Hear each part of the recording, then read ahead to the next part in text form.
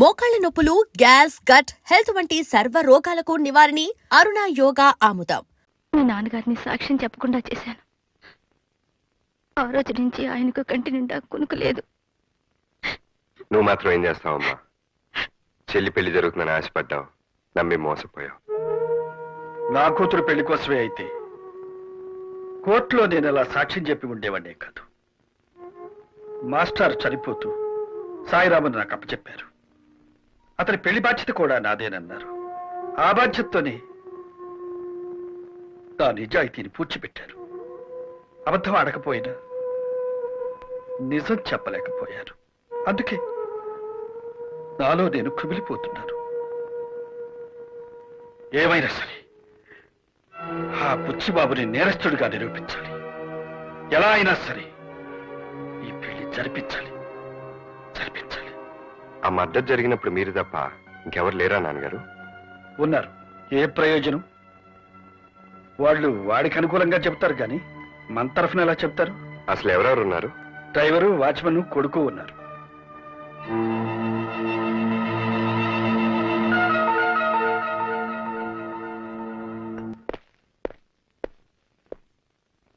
Vincent ఒక్కడిని లేపేయమంటారా, వాడి భార్య బిడ్డలు కూడా లేపేయమంటారా? నో, విన్సెంట్ ఒక్కడిని మర్డర్ చేయండి. వాడే నేను మర్డర్ చేయడం చూసిన సాక్షి. All right. ఏమండి, తొందరగా తలపేసేయండి.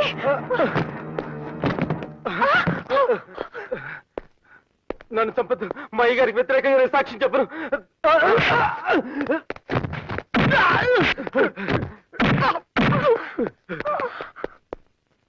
నీకేం భయం లేదు విన్సెంట్? ఆ బుచ్చిబాబు గారు నన్ను బతకనివ్వరు. తెలుసు, అందుకే నేను కాపాడడానికి వచ్చాను. ఇంతకీ మీరు? జడ్జి రామ్మోహన్ రావు గారు అబ్బాయిని. విన్సెంట్, మాస్టర్ని చంపేసి యాక్సిడెంట్ అని పోస్ట్మార్టం రిపోర్ట్ క్రియేట్ చేశారు. ఆయన ఎలా చనిపోయారో నీకు తెలుసు. నువ్వు కనుక సాక్ష్యం చెప్తే. బాబు, సాక్ష్యం చెప్తే బుచ్చిబాబు గారు నన్ను చంపేస్తారు బాబు. సాక్ష్యం చెప్తావన్న డౌట్తోనే బుచ్చిబాబు నేను చంపాలని చూశాడు. నువ్వు గనక సాక్ష్యం చెప్తే నేను నీకు ఏ హాని జరగకుండా చూసుకుంటాను. బాబు, మీరు చెప్పినట్టు నేను చేస్తే నా భార్య బిడ్డలు అనాథలైపోతారు బాబు.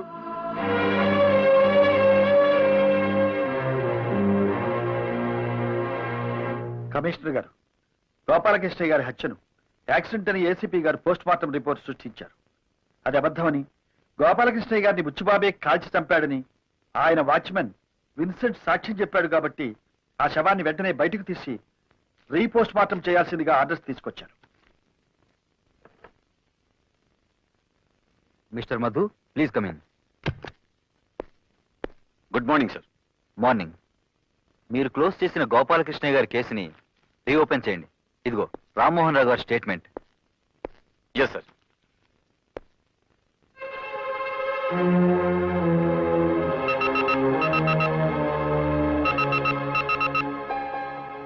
కేస్ గోపాలకృష్ణ గారి బాడీని రీపోస్ట్ మార్టం చేయించమని కోర్టు నుంచి ఆర్డర్స్తో వచ్చారు మా నాన్నగారు. అది యాక్సిడెంట్ కాదు, మీరే షూట్ చేసి చంపారని మీ వాచ్మెన్ విన్సెంట్ సాక్ష్యం ఇచ్చాడు. All right.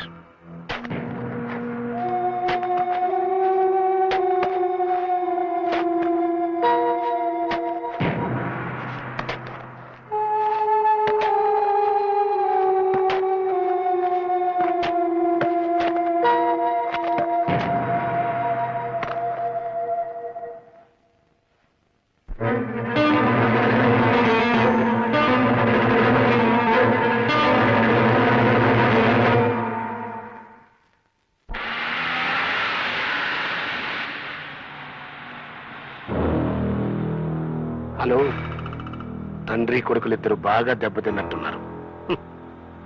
న్యాయాన్ని పూడ్చిపెట్టడం అంటే ఏమిటో కళ్ళారా చూశారుగా. ఎస్, జడ్జిగా రిటైర్ అయ్యాం.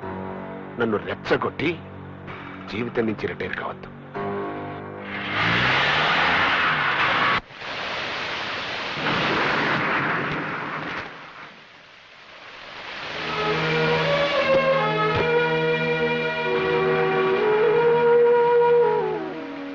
ఏమిటి బాబు వర్షం వచ్చావు? నిన్ను నానమ్మని చూడాలనిపించింది. ట్యూషన్ నుంచి ఇటే వచ్చేసాను. అమ్మ ఇక్కడికి వస్తానంటే కొడుతుంది తాతయ్య. చక్రి, నువ్వు ఇలా చెప్పా పెట్టకుండా వస్తే మీ అమ్మా నాన్న కంగారు పడరు? పడితే పండి, నేను అక్కడికి వెళ్ళను, ఇక్కడే ఉంటాను. నేను అక్కడికి వెళ్తే నన్ను కొడతారు తాతయ్య. కొట్టినా తిట్టినా అమ్మా నాన్నల్ని విడిచిపెట్టి రాకూడదు బాబు.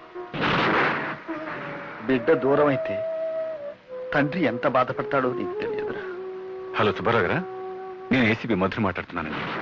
ఏం లేదండి, మా అబ్బాయి ఇంకా స్కూల్ నుంచి ఇంటికి రాలేదు, మీ వాడికి తెలిసేమోనని. ఒక్కసారి ఇవ్వండి. బాబు, మా చక్రి ఎక్కడికి వెళ్ళాడో నీకేమైనా తెలుసా? తెలీదా? ఏమండి?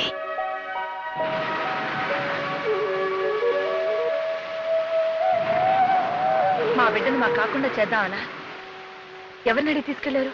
దాన్ని ఎవరూ తీసుకెళ్ళలేదు. నేనే తాతయ్య నాన్నని చూడాలనిపించలేను. తల్లిదండ్రులకు ఎలా ఎదురు సమాధానం చెప్పాలో బాగానే నేర్పించారు. కళ్యాణి,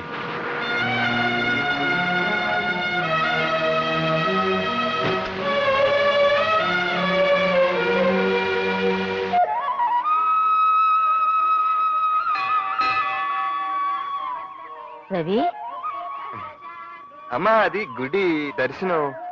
రాత్రి కాళికాదేవి కల్లోకి వచ్చి దర్శనం చేసుకో అని ఒకటే. ఓహో, కాళికాదేవి వెంకటేశ్వర స్వామి గుడికొచ్చి దర్శనం ఇస్తానందా? అదే కాళికాదేవిని విన్నావా? కాదు, అలువేలు మంగాదేవి కల్లోకి వచ్చింది.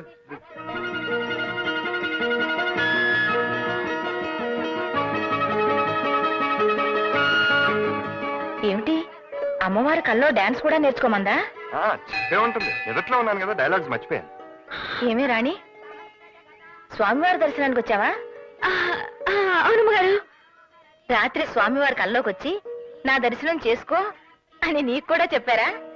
అబ్బా, నిజం అమ్మగారు. అవును, నా కల్లోకి వచ్చినట్టు మీకెలా తెలిసింది?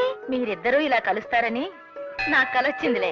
అబ్బే, అది కదమ్మా, నేను పొర్లు దండాలు పెడతానని మొక్కుకున్నాను, అందుకొచ్చాను.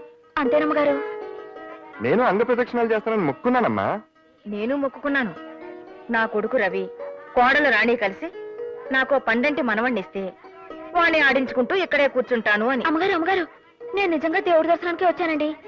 మీ అబ్బాయి గారు ఎక్కడా, నేనెక్కడా? నా మాట నమ్మండి. మాట్లాడరే అమ్మగారు. అమ్మగారు అని పిలిస్తే నేను పలకను. మరేమని పిలవమంటారండి? అత్తగారు అని పిలు.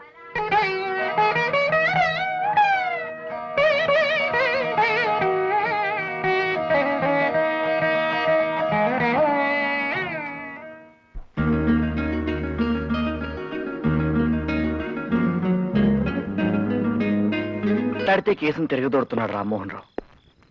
సాక్ష్యం ఇస్తా అన్న విన్సెంట్ ని లేపేశాం. ఇక మిగిలింది బెనర్జీ ఒక్కడే. ఎస్,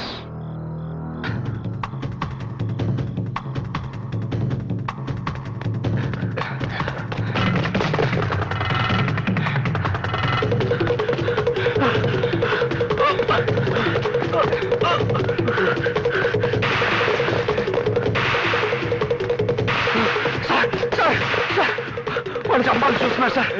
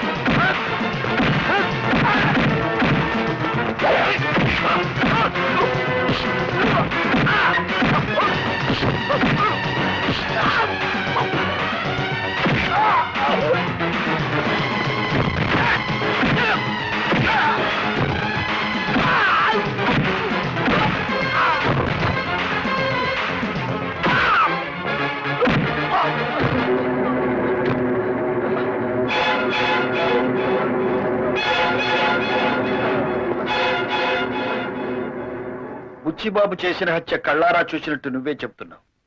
నీకేం భయం లేదు. అదే సాక్ష్యం కోర్టులో చెప్పు. సాక్ష్యం అండి? ఒకవేళ నువ్వు చెప్పపోయిన బుచ్చిబాబు నేను బ్రతకనివాడు తెలుసా? చూడు బెనర్జీ, నీకు నీ భార్యా పిల్లలకి ఏ హాని జరగకుండా నేను చూస్తాను. ధైర్యంగా చెప్పు. నేను సాక్ష్యం చెప్తే ఆయన తప్పకుండా శిక్ష పడుద్దండి.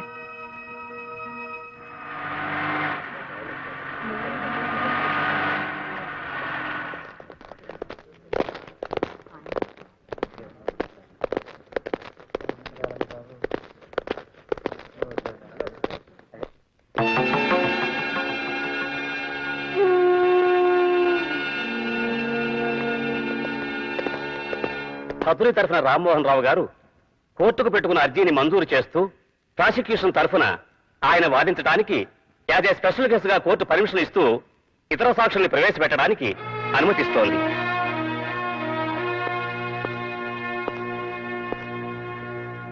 నీ పేరేమిటి? బెనర్జీ అండి. నువ్వేం చేస్తుంటావు? బుచ్చిబాబు గారి ఇంట్లో డ్రైవర్ అండి. విన్సెంట్ అనే అతను నీకు తెలుసా? తెలుసండి.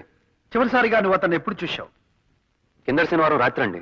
ఆ రోజు రాత్రి విన్సెంట్ హత్యని కళ్ళారా చూసిన నువ్వు ఆ హత్య ఎలా జరిగింది, ఎవరు చేశారు, కోర్టు వారికి చెప్పు. ఏంటండి? విన్సెంట్ హత్య? చచ్చిపోయాడండి? ఏమిటి నువ్వు చెప్పేది? విన్సెంట్ ని బుచ్చిబాబు చంపడం కళ్ళారా చూశానని పోలీస్ స్టేషన్ లో నువ్వు రిపోర్ట్ ఇచ్చావు. మర్చిపోయావా? మీ చిన్నబ్బాయి గారు మీరు అలా చెప్పపోతే నా పెళ్ళాం బిడ్డల ప్రాణాలతో ఉంటాను బెదిరించారు కదండి. సార్ మీరే నా పెళ్ళాం బిడ్డలు కాపాడాలి సార్. రామ్మోహన్ గారు, అది కాదు your honour. Please cool down. జడ్జిగా మీకున్న పేరుని, మీ మీద కోర్టు వారికి ఉన్న గౌరవాన్ని దృష్టిలో పెట్టుకుని ఈ కేసు రీఓపెన్ చేయడం జరిగింది.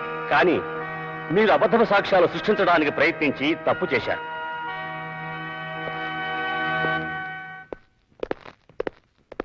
ఏమండే చెల్లిస్తుంటే ఆగరంటే?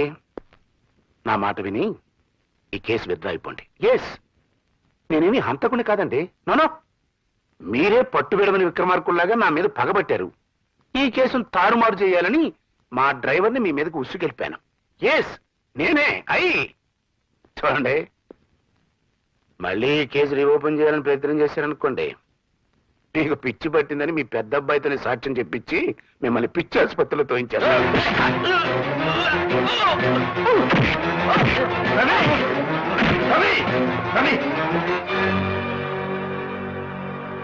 రవి, మనుషులు మృగాలతో గొడవ పడకూడదు. మృగాలను శిక్షించే పద్ధతి వేరే ఉంది. Yes,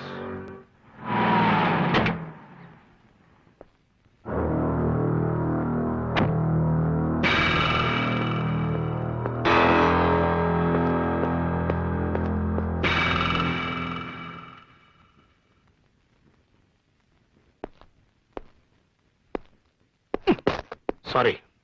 all right. ఏమిటి, మీరెందుకు వచ్చారు ఇక్కడికి? కంగారు పడక బుచ్చిబాబు. నన్ను ఎప్పుడు చూసినా అలా బెదిరిపోతావు ఎందుకు? నేను పెళ్లికి పిలవడానికి వచ్చాను. All right. ఎవరి పెళ్లి? నీది కాదు, సాయిరామ్ది. Very good. ఇది తెలివైన పని అంటే. చదివి చూడు, అసలు తెలివైన పని ఏంటో తెలుస్తుంది. నో, సాయిరామ్తో మా అమ్మాయి పెళ్ళని కార్డు వేశారండి. అంటే మా అమ్మాయి ఎక్కడుందో మీకు తెలుసా? నువ్వు దాచిన చోట మాత్రం ఖచ్చితంగా లేదు. నిన్ను తప్పించుకుని మా దగ్గరకు చేరింది. మళ్ళీ నీకు కనపడకుండా ఎక్కడ దాచాలో అక్కడే దాచాం. ముందు వాళ్ళ పెళ్లి జరిపించి, ఆ తర్వాత నీ కూతురుతోనే నీకు వ్యతిరేకంగా సాక్ష్యం చెప్పించి, అప్పుడు నీ పెళ్లి నేనే దగ్గరుండి జరిపిస్తాను. అర్థమైందా? రా బాబు, ఏర్పాటు చేయాలి.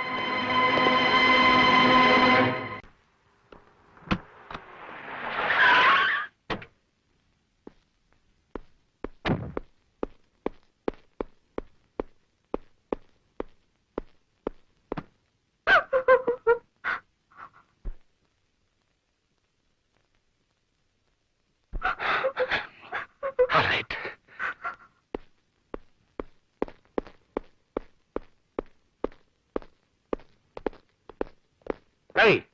ఆ జడ్జి గారు ఏదో ప్లాన్ లో ఉన్నారా? స్వాతితో ఆ సాయిరాం పెళ్లిని శుభలేఖలు అచ్చేసి పంచుతున్నాడు. అమ్మాయి జాగ్రత్త. ఎక్కడ బెనర్జీ, వాడు బతుకుంటే మనకి తలనొప్పి తప్పెట్టుగా లేదు. వాడిని తప్పుకొని పెళ్లి చేసుకుని ఉంటుంది నా కూతురు. ఎస్, హాస్పిటల్కి వెళ్ళి వాడిని చంపేసి. All right. Please daddy, Sairaman చంపొద్దు డాడీ. ప్లీజ్ డాడీ, సాయిరామన్ అమ్మాయిని తీసుకెళ్ళి. ప్లీజ్ డాడీ, సాయిరామన్ చంపొద్దు డాడీ. సాయిరామన్ చంపొద్దు.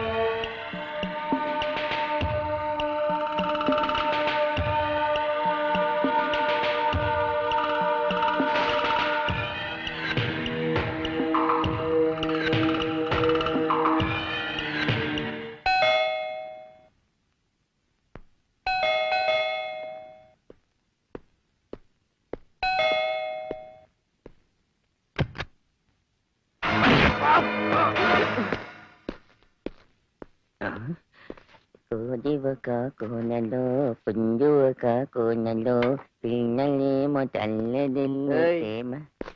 ఏం లేదు కోనలో. ఏంటమ్మా గడ్డంలో పేలు అవి పెంచుకోకూడదురా, ఎప్పటికప్పుడు చంపేయలేదాగా.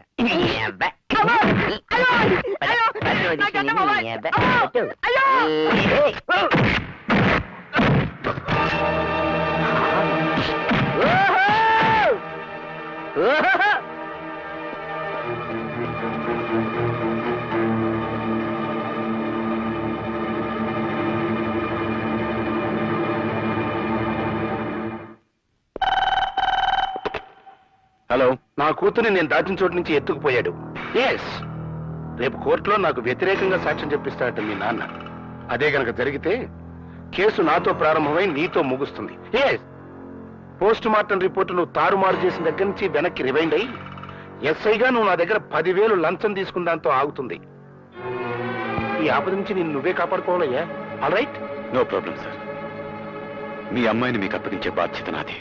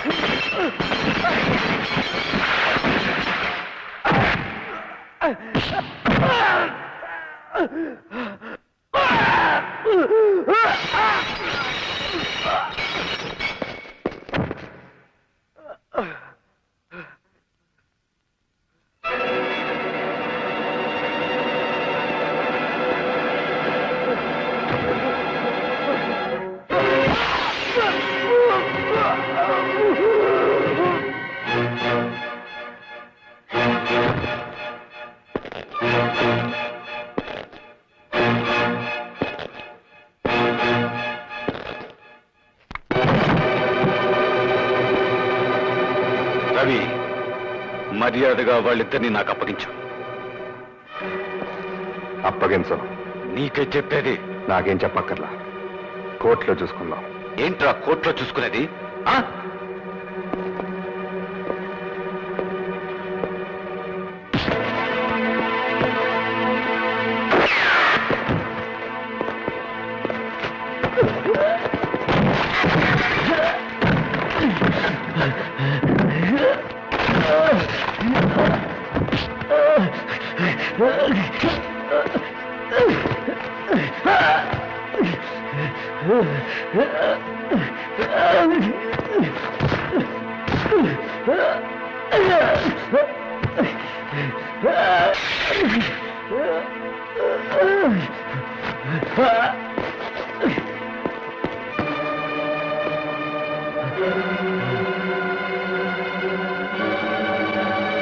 ఇటండి.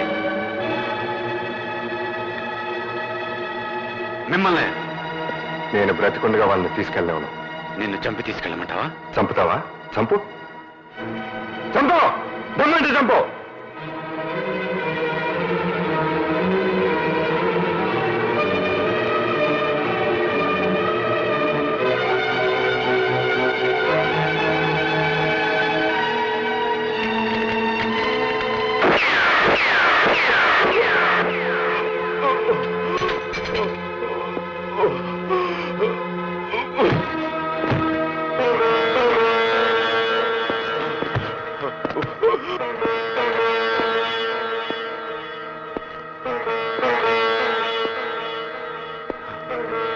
థ్యాంక్ యూ నాన్న.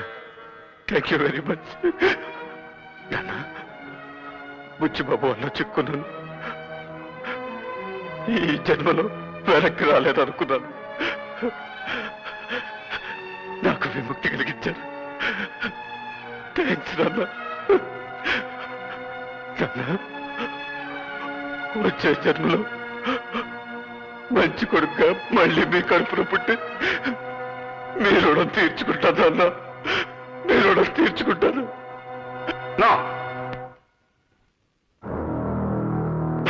నాను, ఒక్క సాయిరామ్ గడి మర్డర్తో పోవాల్సింది ఎన్ని మర్డర్లు చేయాల్సి వస్తుందో. ఆల్ రైట్, ఏం చేస్తాం? నా పరువు కాపాడుకోవడం కోసం ఎన్ని మర్డర్లైనా చేస్తాను.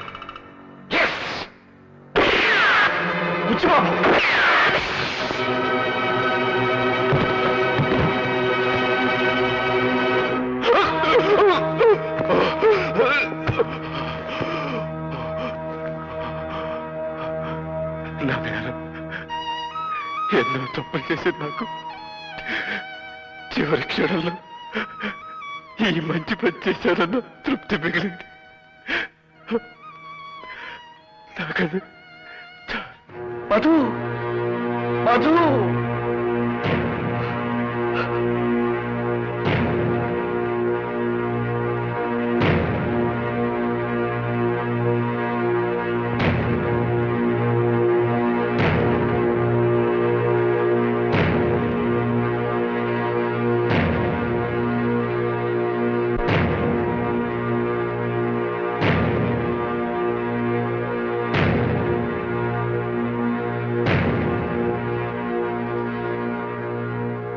ఎన్నో క్లిష్టమైన కోర్టు వ్యవహారాలలో న్యాయమైన తీర్పులు చెప్పిన మాజీ న్యాయమూర్తిని. నా కుటుంబ విషయంలో కూడా ఒక కఠోరమైన తీర్పునిచ్చి నేరస్తుడిగా మీ ముందు నిలబడ్డాను. ఒక బిడ్డను నా కళ్ళ ముందే పోలీసుల చేత కాల్పించి చంపించాను. ఇంకో బిడ్డను నా చేతులతో నేనే కాల్చి చంపాను. మరో బిడ్డ కళ్ళ ముందు నేనొక హంతకుడిగా అత్యధిక దండనకు గురి కాబోతున్నాను.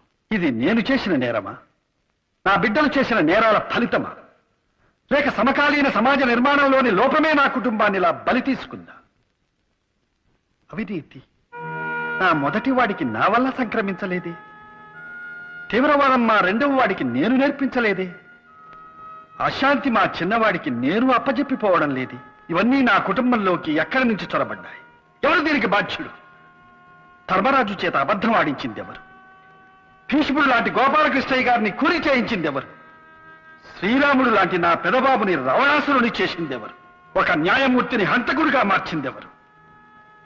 ఈ ప్రశ్నలకు సమాధానం దొరకందే న్యాయానికి న్యాయం జరగదు. అందుకే నాకు తోచిన న్యాయం నేను చేశాను.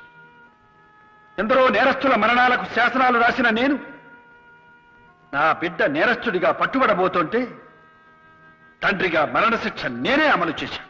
యువరానా, ఒక రకంగా ఇది హత్య కాదు, ఆత్మహత్య. నా తోటలో నా చేతులతో నాటిన మొక్క వటవృక్షం కాకపోగా విషవృక్షంగా విస్తరించుకుంటుంటే నాటిన నా చేతులతోనే దాన్ని తుంచేశాను. అవును, వాడికి జన్మనిచ్చింది నేను. సావు మాత్రం ఇవ్వకూడదా? ఎప్పుడో ఎవరి చేతుల్లోనో దుర్మరణం పాలు కావలసిన వాడిని కనికరించి నా చేతులతో నేనే చంపేశాను. Yes, it is mercilessly mercy killing, your honour. Mercy killing. Yes.